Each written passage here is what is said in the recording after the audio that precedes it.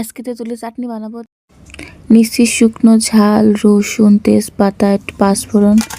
প্রথমে শুকনো খোলায় শুকনো ঝালটা একটু ভাজে নিতে হবে মশলা করার জন্যই, না হলে পরে বাটতে অসুবিধা হবে আর টেস্টটা খুব একটা ভালো হবে না। এইভাবে বাটে নিলে ভালো টেস্ট করবে। এই যে আর তেজপাতাটা দিলাম, তারপরে দেবো হচ্ছে গরম মশলা, গরম মশলার ফল মানে যে এলাচি আর কি, রসুন, পেঁয়াজ দিলে দিতে পারেন, না দিলে না দিতে পারেন, যার যার ইচ্ছা মতো সব করতে পারে। যা না বেশি না হয়, কারণ পুড়ে গেলে কিন্তু সমস্যা। আমার কিন্তু একটু পুরা লেগে গিয়েছে, ঝালটা একটু ভাজা ভাজা হলো অনেক ভালো হবে। যাই হোক, আমি কিন্তু আজকে তেঁতুলের আচার বানাচ্ছি। তেঁতুলের আচার কিন্তু খাতে ভালোই মজা আছে, ঠিক আছে।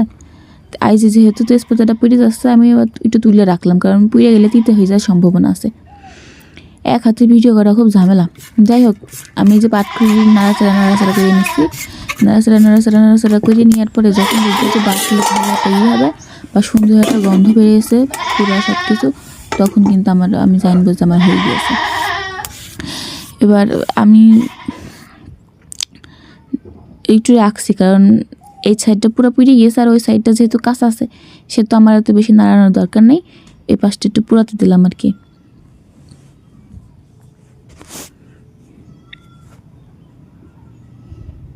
গরম মশলাটা মনে হয় পুড়ে গিয়েছে, এই জন্য গরম মশলাটাও তুলেছিলাম, রসুনগুলাও তুলেছিলাম, কারণ বেশি পুরানোর দরকার নেই, যেহেতু আমরা তারপরে রাইনবো।